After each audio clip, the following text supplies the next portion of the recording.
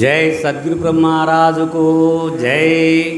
శ్రీ శ్రీ దయానంద షేక్ బురహానుద్దీన్ సద్గురు ప్రభు వారి 53వ వార్షిక ఆరాధనకి విచ్చేసిన భక్తులకు, గురువులకు, గురుపుత్రులకు అందరికీ నా యొక్క ద్వాదశి నమస్కారములు.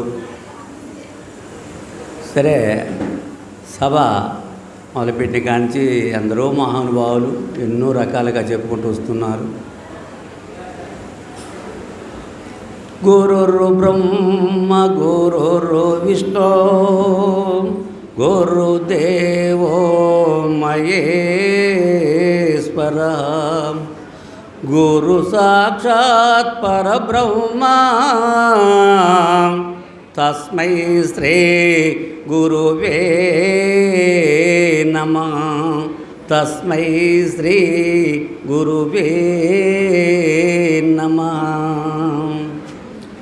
నాదు తల్లిదండ్రి నా గురుదేవునకు ముందుగా వందనముల్ పొందుపరసే. నాదు హృదయమందున మరువకుందును మద్గురు శ్రీ సత్యయాఖ్య. కర్మనంటక చేసి కాశీమును కడ తీర్చిన కరుణమూర్తి నీకిద నా వందనములో. వందేయం గురుపాద పద్మములకు వందేయం గురుబోధ చరిత్ర సంగ్రహమునకు వందేయం వాగ్మాన సృశేణికి వందే గురునామమునకు వందనామయ్యా. సభకు సద్గురువులకు వందనామయ్యా. వందనామిదే గుణుడే వందిత గురులారా. బంధ మోక్షమూలానే సంధి తెలిపిన మీకు వందనంబిది బ్రహ్మ విద్య సాంప్రదాయక గురువులారా. వందనమ గురు భక్త బృంద వందిత పరిపూర్ణులారా. వందనామయ్యా. సభకో సద్గురువులకు వందనామయ్యా. జై అసల సద్గురు మహారాజుకు జై. ఈ మరి మానవుడు పుట్టిన తర్వాత అసలు ఏం చేయాలా ఏం చేయకూడదు అనేది పెద్దలు నిర్ణయం కృష్ణప్రభు వారు కందార్థ రాచిండు. మానవుడు చేయబూనిన దానినిలో తిరిగి చేయదగునని మదిలో నేనెరిగి నీకు చెప్పితే పూను మురుచు పుట్టదేనే పోనేనే మనసో. రుసిపోటేతే పోనోనే మనసో. నేనేమి అనబోతే నీకేమి దోసునో లేనే నిటూరమో లేకుండోటే లెసా పోనేనే మనసో. రుసిపోటితే పోనోనే మనసో. అంటే గురువుగారు అంటాడు, నాయన మానవ జన్మెత్తిన ప్రతి మానవుడు జన్మ మాంటానికి వచ్చినాము. జన్మ మానే మార్గము గురువుని చేరి ఆ గురుతత్వాన్ని తెలుసుకుంటే జననము మరణం అనే ఒక బంధం నుంచి ముక్తి అయ్యే మార్గం ఉంది నాయన. జన్మ దుఃఖం జరా దుఃఖం జాయా దుఃఖం సంసార సాగర దుఃఖం పునః పునః తస్మై జాగ్రత్త తస్మై జాగ్రత్త అనే శృతి చెప్తుంది. ఎందుకు జాగ్రత్త చెప్తున్నారంటే శరీరం క్షణికమైందని. ఇది ఎప్పుడు పోతే తెలియదు. వర్షాకాలంలో మెరుపు లాంటిది, నీటి మీద బుడక లాంటిది, ఆకు చివరన నీటి బొట్టు లాంటిది దేహం. ఎప్పుడో ఏ వేళనో వెళ్ళిపోద్ది. కాబట్టి ఈ శరీరము సామాన్యమైనది కాదు, కొనుక్కుంటే దొరికేది కాదు, అంగట్లో అమ్మేది కాదు. మనకు దీని మీద పెత్తనము లేదు. నేనన్నోడికి దీని మీద పెత్తనము ఉంటే నాది నాదంట పట్టుకొని పోవాలి కదా పోయేటప్పుడు. మరి శరీరం వదిలిపెట్టి మరి తన భార్య, పిల్లలు, ఇల్లు, వాకిలి, ధన, కనక, వస్తువు, వాములు అన్నీ కూడా వదిలిపెట్టి తాను నాది నాది నాది నాది అనుకుంటేనే వదిలిపెట్టి వెళ్ళిపోయింది. కానీ తనది ఏదీ లేదు. విచారణ చేస్తే తనను తాను తెలుసుకోవాల్సిన అవసరం ఎంతో అవసరం అన్నది. మహానీయులు గురువులు వచ్చి సభలో మరి రత్నాలు విసిరేస్తున్నారు. ఈ రత్నాలని గమనించిన వారికి గమనించగలుగుతారు, గమనించిన వాళ్ళకి రాళ్ళులాగా ఉంటాయి. కానీ ఈ బోధ విని జన్మరహితమైతే అన్నమాట దుర్గాల తన గురువుని తరిసేరి 4 శుశ్రూషలు 4 శుశ్రూషణములలో లతగా వెంచుకొనుసు లోకాతీతం బాలోకించి గురునిసే ఈ లోకము జోలె విడవో వింతే సాలన్నా నీతో కూడా ఇది మరువా కన్నా కీలో తెలియని చదువు చాలా చదివెందోకో సాలించి నీ వీటే కీలో తెలిసితేవేని చాలు సాలన్నా నీతో కూడా ఇది మరువా కన్నా. ఎందుకన్నారు? 4 శుశ్రూషణలు ఎందుకు చేసి వచ్చిందంటే నేననే అహంకారము నశించాలి, అహం నశించాలి, గురుపాదం మీద శిరస్సు వంచి మరి తనవు ధనము మనసు ఈ ధన మనసులోని దారపోసి గురువుని ప్రత్యక్ష దైవమని గురువాక్యం మీద విశ్వాసం నమ్ముకున్న వారు కడదేళ్తారు తప్ప ఏదో ఆమె తీసుకుందిలే ఉపదేశం నేను తీసుకుంటా ఏదో కలిసి వస్తుంది నాకు అది వస్తుంది అనుకుంటే అదంతా వస్తుందే. దండం పెడితే కలిసి రాదు, పని చేసుకుంటే కలిసి వస్తుంది. గురువు దగ్గర బోధ వింటే బాధ పోద్ది. పుట్టడం సావటం అనే బాధ ఉంది జీవుడికి. జన్మ దుఃఖం, జరా దుఃఖం, జాయా దుఃఖం, సంసార సాగర దుఃఖం అన్నారుగా. ఈ దుఃఖ నివృత్తి కావాలంటే గురువుని చేరి మరి సాంఖ్యము, తారకము, అమనస్కము, పరిపూర్ణ భావాలు అన్నీ కూడా తెలుసుకొని తన జన్మ తరించి ఈ దేహము దేహి 2 ఒత్తదే క్షణికమని అని విచారం చేసినప్పుడే జన్మరహితమేది. మరి గురువులు గారు ఇప్పుడు వచ్చారు. సాంఖ్యము చెప్పాలంటే, సారకం చెప్పాలంటే, అమనస్కం చెప్పాలంటే ఈ బోధలను చెప్పడానికి ఏ గురువుకైనా అవకాశం ఉందా? 10 నిమిషాలు 15 నిమిషాలు.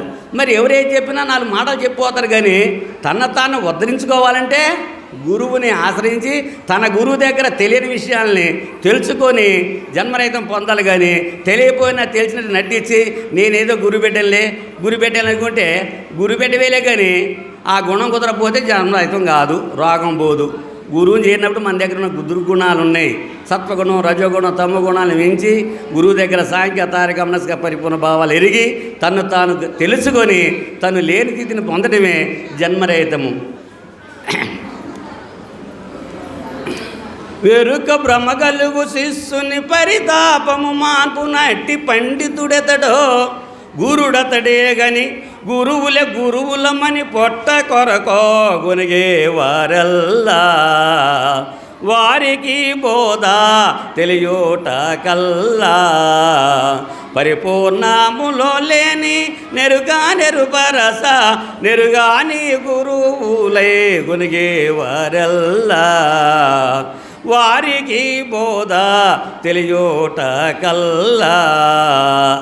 ఎరుక భ్రమ, ఎరుకంటే ఏంటి, పరిపూర్ణం అంటే ఏంటి అనేది గురువు దగ్గర నిర్ధారణ చేసుకోవాలి. ఎరుకంటేనేమో ఈ కనపడేదంతని, పరిపూర్ణం అంటే కనపడదని వాచా వేదాంతాలు చెప్పుకున్న దానికన్నా గురువు దగ్గర సేవ చేసి ఎరుకంటే ఏంటి, ఎరుకే దేయేంద్రియములు, వెరుకే వర్ణాశ్రమములు, వెరుకే శృతులను, వెరుకే నీవును నేనును, వెరుకే సతి సోదరాదోలిరుగోము వచ్చ నీదీర్చేదా ఇదిగో నీచా హరిహార బ్రహ్మాది సురనారాగిరిస్తారా ముఖచారా చరామోలో విరుగాని నమోమో నా తీర్చేదాయేచ్చ అన్నాడు. అంటే ఈ బ్రహ్మ విష్ణు ఈశ్వరులు కూడా వెరికేనాయన ఈ శరీరాన్ని వేసుకుని వచ్చి వారు గురువులు చేరి వారు కూడా తరించారు.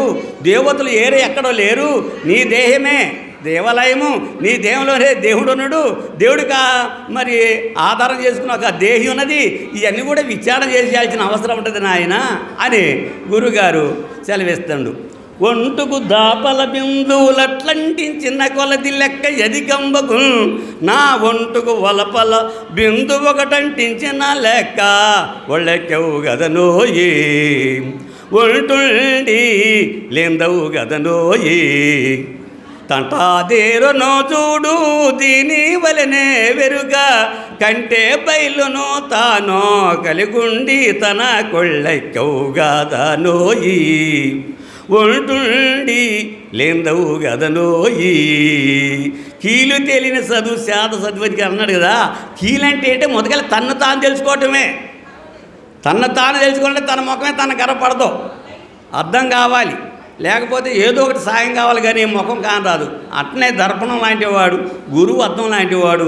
ఆ గురువు దగ్గరికి పోయినప్పుడు మన స్వరూప స్వస్థన స్వభావాలను గ్రహించి ఈ శరీరము శాశ్వతమని, దేహం నేననే భావన అంతా కూడా మరి వదులుకొని ఆ గురువు దగ్గర చేసినప్పుడు ఆ ఒక్కటన్నదే నేను, నాది నాది నాదని అన్ని సున్నాలు పెట్టుకుంటూ పోతా ఉంటే లెక్క పెరుగుతూ ఉంటుంది. ఒకటైతే 1, 0 పెడితే 10, 2 సున్నాలు పెడితే 100, 3 సున్నాలు అయితే 1000, ఇట్లా అనేకంగా పోతూ ఉంటుంది.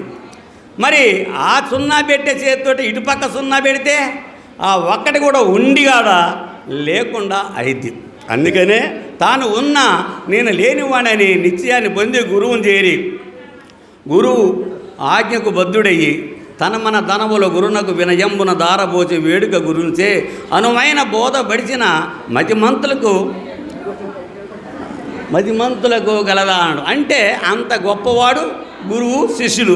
ఇదేదో వాచ వేదాంతంతో మాట్లాడేది కాదు, ఉపదేశం తీసుకుంటూ దొరికేది కాదు. బడిలో పోయిన పిల్లగాడు ఎంత కంట్రోల్ చదువుకుంటాడో గురువుని చేరిన వాడు పట్టుదలతో సాంఖ్య, తారక, అమనస్కం పరిపూర్ణ భావాలు తెలుసుకోవాలి. కానీ చేలో ఇత్తనం వేసి వచ్చి నెలకోసారి పోతే చేలు పంట పండిద్దా? గురువుగారికి నెలకోసారి వచ్చి కూర్చొని దండం పెట్టి పోతే వస్తుందా? కూర్చొని నేర్చుకోవాలి. పట్టుదలతో తెలుసుకున్నప్పుడే ఇది శ్రద్ధమాన్ లభతే గానమన్నారు పెద్దరు. కాబట్టి శ్రద్ధన్న వారే అంతనంటున్నారు. అంత గొప్పదని ఎరుకని అంతట గలది ఎరుకని ఎంతో వాదింపుతుందురెరుగని వారల్ అంతటదే గాని అంతటా గలదా అది నిజమైతే అగుపాడవలదా అంతటా గలదొక్క పరిపూర్ణమే గాని ఎరుక అంతటా గలదా అది నిజమైతే అగుపాడవలదా. ఎరుక కండకంటాలుగా చీమ, దోమ, ఈగ, పశువులు, పక్షులు, క్రిములు, కీటములు, లతములు, మృగములు 80 ఉపాధులలో ఉన్నది, అణువణువుగా ఉన్నది ఎరుక. ఈ ఎరుకకి ఆదిష్టాన చేతన, అఖండ చేతన, పరిపూర్ణ పరబ్రహ్మమే మరి ఈ సృష్టికి మూల కారణం. అందుకనే కృష్ణప్రభులు వారు అన్నారు, పిండ బ్రహ్మాండములు 2 ఈ రెంటిలోన 2 అగములు ఖండములు 4 కూడి అఖండంబగు వెరుక రూపో గనరా మా తండ్రి ఇది తెలిపిన గనుడే తల్లిదండ్రి కండములుగా కనిపించే వెరుకానో దండి తీయని ఏటో దండుల కలనైనా గణరా మా తండ్రి ఇది తెలిపిన గనుడే తల్లిదండ్రి. బ్రహ్మాండమనే దాంట్లో శివుడు, పిండాడమనే దాంట్లో జీవుడు. ఈ పిండము, బ్రహ్మాండము, శివుడు, జీవుడు నీ 4 కలిసి అఖండ స్వరూపమైన వెరుక నాయన. దాన్ని గొప్పదని చెప్పేవాళ్ళు మహానీయులు, మతకర్తలు ఉన్నారు. ద్వైత, అద్వైత, విశిష్టాద్వైత మతకర్తలు. కాబట్టి అవన్నీ కూడా రాకపోకలు కలిగినాయి నాయన. వాటితో నీకు పని లేదు. అది దండిదని చెప్పినా కూడా నమ్మబాకు. ఈ ఉద్దండులు అంటే గొప్పవారు, మాది గొప్ప చెప్పేవారిది కూడా వినబాకు. ఈ పరిపూర్ణ బోధ తప్ప మరొక బోధ నీకు జన్మరైతే కాదు. నేననే భ్రమ తొలగించేదే ఈ పరిపూర్ణ బోధ. భ్రమ అన్నాడు. భ్రమ అంటే ఏంటి? బ్రహ్మేణహం బ్రహ్మేణత్వం బ్రహ్మేణోపాసక జన భ్రమేణ ఈశ్వరభావత్వం బ్రహ్మమూలం మిదం జగత్తు భ్రమరహితం మిదం మోక్షం అన్నారు. మరి భ్రమరహితం కావాలన్నారు.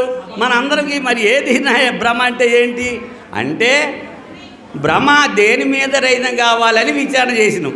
చేస్తే దేహం నేననే భ్రమ, దేహంలో దేహి నేననే భ్రమ వదిలి నేను ఉన్నా లేనివాణేనని గురువు ద్వారాగా సాంఖ్యము, తారకము, అమ్మనస్కం తెలుసుకొని ఈ ఎరుకలో పరిపూర్ణం ఉందా, పరిపూర్ణంలో ఎరుకుందా విచారణ చేసి తన్ను తాను మరి నిశ్చయం పొందడమే జన్మరహిత విషయం. కానీ భ్రమ అంటే ఏంటి అంటే దేహము, దేహి, నేను, నాదనేదే భ్రమ. ఆ భ్రమ ఉన్నా కూడా లేకుండా ఉన్న దాంట్లో తృప్తిపడి నేను లేనివాడని ఎప్పుడు కలలో దోసిన వెనుక వేలాంటిదో అలాంటిదే కళలో దోసింది కూడా ఈ మేలుకలో కూడా ఇది లేనని ఆ గురువు ద్వారాగా కళ మేలుకోలు కనుక్కొని తన జన్మరహితం పొందగలని కోరుతూ ఈ అధ్యక్షుల వారు మాకు ఈ అవకాశం ఇచ్చినందుకు అందరికీ ద్వాదశ నమస్కారాలు చెబుతూ సెలవు తీసుకున్న. జై సద్గురు మహారాజుకు. అందరికీ జై గురు. మరిన్ని ఆధ్యాత్మిక రహస్యాల కోసం అచల బోధ, ఆత్మబోధ, భగవద్గీత, అలాగే పండుగల్లో దాగిన అర్థాలు, అంతరార్థాల కోసం మరియు యోగము, ధ్యానము మొదలైన అనేక ఆధ్యాత్మిక తెలుగు ప్రవచనాల కోసం క్రింద ఉన్నటువంటి రెడ్ కలర్ సబ్స్క్రైబ్ బటన్ను క్లిక్ చేయండి. అలాగే ప్రక్కనే ఉన్నటువంటి గంట సింబల్ను నొక్కండి. అలాగే ఈ వీడియో మీకు నచ్చినట్లయితే లైక్ చేయండి మరియు షేర్ చేయండి. జై గురు.